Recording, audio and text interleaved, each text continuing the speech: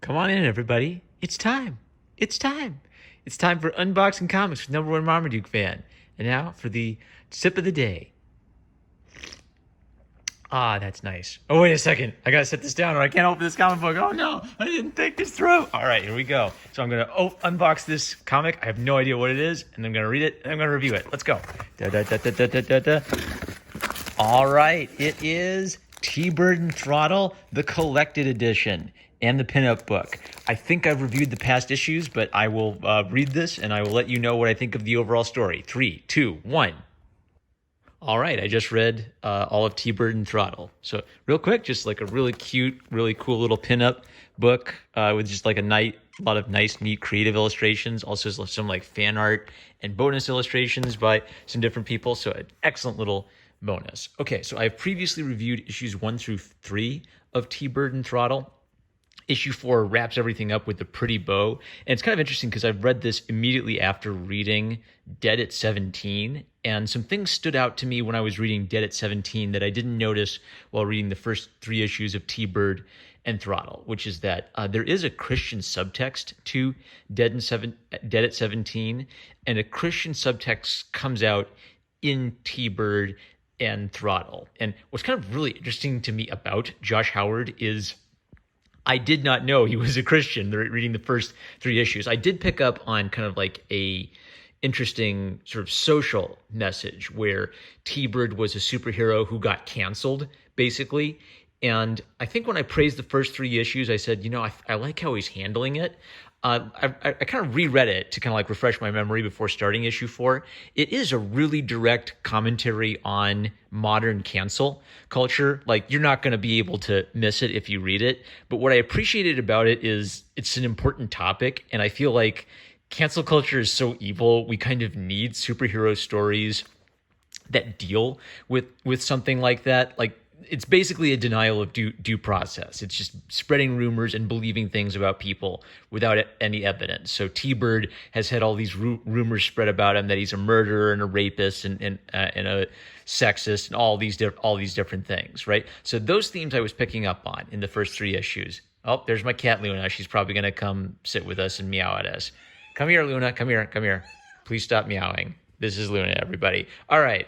So where was I? But in issue 4, a Christian subtext comes across. And one of the things I think about Josh Howard is I think he's kind of realized that the Bible is a really metal book. It's not a boring Sunday school book. I remember in high school, I had a Bible class where we read the Bible. And when I was reading about David and his mighty men, I just kept thinking, whoa, some of this stuff is so freaking cool. I want an anime about all these guys and all this stuff. So what he's kind of realized is the Bible is a really freaking metal book, and like atheists and non-Christians have realized this too, right? Like, it's full of all of this like really intense imagery. And so he kind of creatively draws from this imagery. So there are things I think that parallel the Bible, but don't 100%, like, he doesn't 100% copy it, but he does definitely parallel it. And kind of one of the funny things is I've actually been trying to read Christian comics on purpose this year to see if I could find another like C.S. Lewis. And I wasn't reading Josh Howard's T-Bird and Throttle because I thought he was a Christian. I didn't know that was a big part of what he was doing. And then sort of like I've accidentally found what I was looking for. Like, when he takes inspiration from Christian art and imagery, he takes inspiration from it to build like this really metal, really weird superhero universe. I'm not going to spoil it. There was one scene in issue 4 where I audibly gasped at like how evil and just how gruesome the villain Jack Gruesome is. Like, he fully lives up to his name. I had like this deep, visceral, whoa reaction where I pulled back from the page. So if you want that kind of experience reading a book, follow Josh Howard. Try to get T-Bird and Throttle as soon as you can. Please do not miss this absolutely metal superhero book. So previously on T-Bird and Throttle, a mysterious cult has been recruiting members in the backdrop, and T-Bird has enjoyed life as like a really popular superhero until his whole life fell apart. We learn gradually that his wife was cheating on him with someone, and now fast forward to the future, and everybody basically sees him as a punk. Kids these days, they hate him now. He used to fight the Moon Men, and now they blame him for attacking the innocent Moon Men. The fake news media is after him. He doesn't know how to relate to his teenage daughter, and he basically gets a chance to get his mojo back. He makes a trip to the moon to try to regain his powers, but someone has betrayed him, and he's trying to figure out who. Meanwhile, on Earth, a mysterious guy named Jack Gruesome seems to be maliciously spreading lies about him. Don't bite me, Luna. That's not nice. Anyway, so what we kind of put 2 and 2 together on is that Jack Gruesome looks an awful lot like T-Bird, Mitch's old friend, Jack. And the dramatic revelation is that when his wife died, he went home and found his wife kissing his best friend. His best friend has been making a cuckold of him. And we weren't sure what the circumstances were at first, and we learned that in the fight, like, his wife gets mad and stabs him in, like, his magical, powerful chest. That creates an explosion that seems to kill his wife, kill Jack, and maybe even the hint is it might even have killed his daughter, and we're not sure what that's about since his daughter's alive and well today. So now we're going to get to see Jack Gruesome's story. And one of the things I love about this is Josh Howard doesn't do the thing where the villain says, "Oh, I had an unhappy childhood. Aren't I sympathetic now?" It's more like he's explaining why Jack Gruesome is such a satanically evil character, and his troubled childhood is part of that. But it doesn't make excuses for what an evil person Jack Gruesome becomes. Basically, when bad things happen to Jack that are his fault, he finds someone else to blame and hate for it, and then starts pouring all of his energy into hating and getting revenge on that person who didn't do anything to him. So this is where I was really glad I read Dead at 17 before this, because this is really where I started to notice, whoa, okay, this is where Josh Howard is starting to bring in some like mystical, biblical stuff to this. So the whole time we've known there are aliens and that T-Bird once had to fight these aliens. So what we learn about Jack Howard is he played around with the demons and the occult after he accidentally kills his mother. And when he plays around with this occultic stuff, he summons a alien. So we instantly see that, okay, like the alien life forms are actually connected with like these spiritual demonic life forms. So it's like in the context of this universe, it's a really big revelation. So hopping forward, Jack Gruesome is giving like his epic speech, and he's concluded that there's no way that Emily could have survived that explosion. I think you're not really a living person. I think you're just like a little robot that T-Bird programmed so he could get away with murdering you, right? So Jack has basically created this alternate reality in his own head to explain, like he isn't taking responsibility for being an adulterer and cheating on his best friend and basically contributing to a situation where everything went to hell. He wants to blame everybody from himself for this, and because he's now like lowered himself to this point, he's ready to kill a girl who might even be his own daughter. Like that we're never given like a definitive answer whether Emily is Jack's daughter through adultery or whether she is Mitch's natural daughter that he's just been raising as his own daughter. But basically, Jack is so insane, he's ready to kill Emily because of this kooky theory he's concocted. Mitch T-Bird arrives to save the day, and it's really heartfelt. And then Jack gets to talk about his sort of like weird cultic satanic beliefs. And so this is just kind of like a neat example of where, if you've read the Bible, some of this will jump out at you at what the inspiration is. But Josh Howard has kind of like very naturally worked it into his story. So it's not a one-on-one copy of the Bible. It's a little bit more like its own mystical, weird alien thing with Bible inspiration. So what he reveals is like the leader of the Moon Men is something like a satanic figure in the garden, where he meets with Ko the Savage, Zo the Alluring, and Uo the Cunning, better known as Leviathan, Behemoth, and Lilith. So 3 of kind of like the biblical beasts that show up in Job or show up in Revelation. Now, all of them are opposed to a figure called Io. And we, at one point, see Io hanging on a tree like Christ. So it's almost like it's not quite clear. It's not quite clear whether this is supposed to be Christ or whether this is supposed to be like sort of like a demonic or alien misinterpretation or misunderstanding of Christ. So just like Jack Gruesome himself is kind of like a satanic man who wants revenge on people who didn't do anything wrong to him and who he wronged. The satanic kind of creepy alien dudes have their own mythology or their own side of the story where they see Io or where they see kind of like the Christ-like figure as the bad guy in their world. Oh, I don't want to show that. That's the big super epic spoiler. I'm not going to spoil it. You got to go get T-Bird and Throttle to see like that absolutely gut-wrenching sequence. But Throttle, one of the things I love about Amy's character is when she was younger, she was kind of immature and kind of a flirty skank kind of a girl.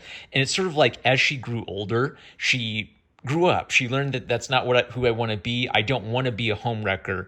I don't want to be that kind of a person, right? So there's this neat thing where T-Bird did have, he is a flawed hero. Like he wasn't paying enough attention to his wife. He wasn't paying enough attention to his daughter. He probably let being a superhero get to his head a bit. None of that excuses his best friend committing adultery with his wife, right? And that's such an evil thing, right? Like he was kind of like a young, naive idiot as a young man, T-Bird, but he's really paid for that.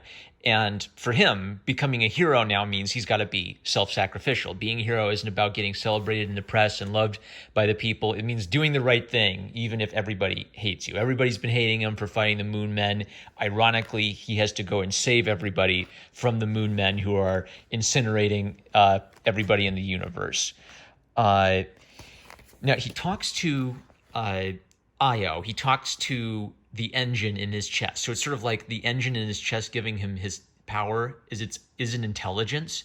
And so here I think Josh Howard is maybe making a parallel between his Christian faith and the sci-fi element. So this works on two levels. This could work on the level where, as he's communicating with this alien presence, it could work as just like a sci-fi thing where the engine has, an intelligence and it wants to get away from the Moon Men, and the Moon Men are trying to capture the intelligence so they can use it for himself, right? So it works as kind of like a cool alien sci-fi superhero thing.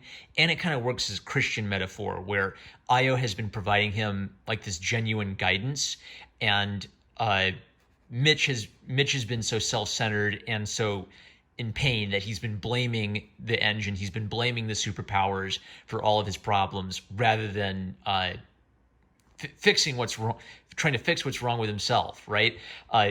So the parallel would be like, this would be him blaming the engine for his problems would sort of be like him blaming God for his problems. And in issue 3, there was this interesting line I didn't get at first where he talks to the engine and said, I was waiting 10 years for you. And the engine says back to him, did it ever occur to you that I was the one who was waiting for you?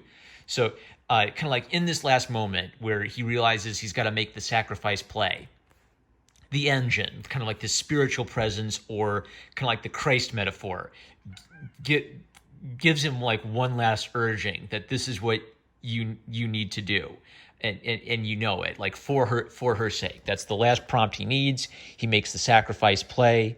By the way, this is the first appearance of my character Jane Smith Wannabe Gladiator. I backed this at a higher tier, so I got to have like a little cameo for one of my characters. So thank you, Josh. I really appreciate it.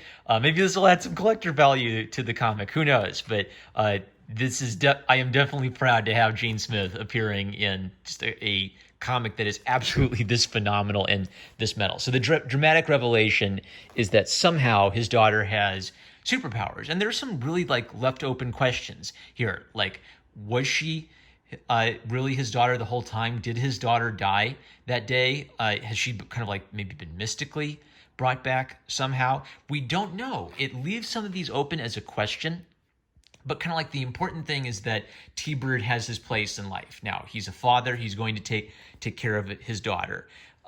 Throttle, the original Throttle, has kind of like retired. Look at that beautiful art. But anyway, Throttle's retired from being his sidekick. She's going to go off and be her own superhero now. And his daughter, Emily, is going to kind of graduate to the role of Throttle and become his sidekick. So one interesting thing about this is it sort of feels like we've gotten the entire arc of a superhero in one really tightly packed book. So for a lot of the great superheroes, if you zoom back and kind of look at them over the course of their life, over 30 or 40 years, it feels like they go on this big arc. Like Spider-Man goes from being like a goofy kid to being a father and a husband before Marvel got stupid and erased that. Bruce Banner goes on an arc from being a monster to being like a scientist who's like learned to control the rage of the Hulk, right?